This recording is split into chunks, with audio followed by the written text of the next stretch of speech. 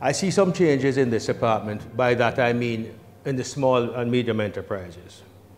I can tell you more interest is being shown, and I'm exceptionally happy about that. Announcement that DBJ is going to pay more attention to SMEs. As a chairman of the Exim Bank, I kind of wonder, well, where's Exim in this? Because we need some funding too, but I suppose the minister will apprise us of that. I don't know that the businesses have taken full advantage of it. If you ask if my personal business has taken full advantage of it, I'll tell you no. Are we expanding? Yes. But I would like to see a real huge long-term growth started for the small and medium, because they're going to become medium and large, which is what we need. We need years of this. It can't happen for 3 years and then stop. This has to go on for a decade and more.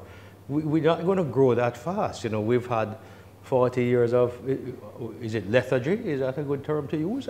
And it's just not going to move as quickly as we'd like it to. And it's going to take a continual push, and it cannot be on one side or the other. It's a concerted national effort to move the country forward. You have your bureaucratic problems. That continues. It can't be that, for example, if you're exporting, it can't be more difficult to, it should not be more difficult to export from your country than import to your country. Now, exporting from Jamaica is a little difficult. If you send certain food products, extremely difficult, to the point where it's not worth the effort or the time. The stumbling blocks to export cannot be our own people. It can be everything. We have a long fight once we get into the markets of say, North America. We don't have to go too far. That in itself is a fight. Why should we have to fight at home to get it out? I have a decided advantage on probably most of the Jamaican people in that I am still on the board of the BOJ, so I have that information. I still chair the Exim Bank, so I have information from that side of the fence. And really, I think the macroeconomic situation has never been better, certainly not in my adult life. However, you ask a question. It's actually two questions you're asking. You're asking, how is the economy? I'll tell you, it is poised. How is business? I'm not sure we're ready. And that sounds a little bit counterintuitive to everything else, but I don't know that the private sector has taken advantage of or is able to take advantage of the conditions that we now face. If you don't get the SMEs going, if you don't get manufacturing, you don't get industry going, if you don't get growth, real growth in the country, solid growth, you're going to have a problem. You're not going to achieve the stability, the financial stability. No matter how stable the macro might seem now, it's not sustainable unless you have growth. Every day we're wasted another day. And the world isn't standing still waiting for us. We have golden opportunities and we need to make it work. What are some of the tangible things that can be done at government level, at the private sector level, to really get to the bottom of this issue of productivity and efficiency? Well, it has to be a discussion between the two parties, and an open one. And you walk away from that discussion, something has to happen. My good friend Glenn Christian has a saying, you can't be NATO, which means nothing achieved, talk only. You know, you have to achieve, you have to move it forward. On the government side, they have some ridiculous things. They just have to get out of the way. And some people are going to be upset about it. But you can't hold a whole country to ransom for 6 people. I'm sorry.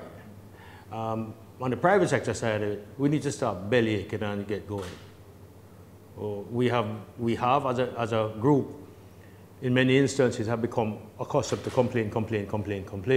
Well, we need to stop complaining and start doing, for example, the new BOJ Act. You're going to have an independent central bank. You're not going to have this forever propping up of the dollar against the US dollar by the central bank. You're going to have inflation targeted. You're going to protect the currency, but it can only go so far. The simple, specific issue of competitiveness. Different administrations have tried different things, but when one administration is in, you don't necessarily get the benefit of the thought, the work of the opposition on a day-to-day basis on some of these deeper issues. Yeah, that's a good one. You remember the Vale Royal talks? Yes, I remember very well. I really thought they were going to come back to life. I know they had kind of gone by the wayside. I had heard early in the current government's administration that it was coming back to life.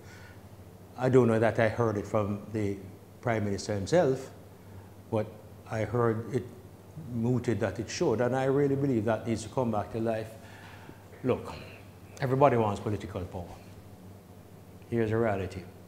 If we don't fix Jamaica big time in a big hurry, what's the use of political power? Yeah. I mean, you want to go driving down to the grill tomorrow morning, a broke down car, or you want something that runs well? Yeah, it's standard. I think we should want for the people. They take all of the politics out of it. At the end of it, what do you want for the people? What do you want for your country? I think if we kind of decide what we want for the country, creation of wealth, much more creation of wealth, much more inclusiveness in society, more owners, more operators of their own businesses. Not everybody's going to do that, you know. But you need more people who learn to take the risk of business and understand the risks of business. A development banking system, and I'm part of it, that understands the risk of businesses, that understands the risk of new loans to new businesses. Yes, you're going to lose some. Everybody won't be a winner. A type of a normal.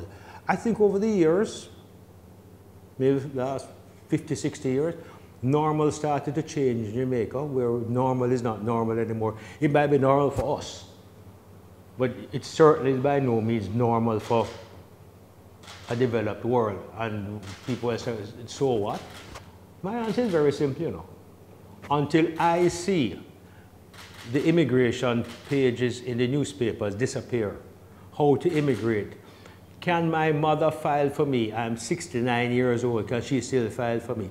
When I see those disappear, then I know our country's in good stead. As long as I see that immigration, I want to immigrate. How do I do it? How do I become a caregiver in Canada? It was a recent one I just glanced at. When I see those types of pages disappearing, and the Gleaner and the Observer are not running them because they feel like. They're running them because the questions actually do exist. It's part of, it's part of a service to your readers, your readership. So when those go away, then I'll be, okay, we're getting there.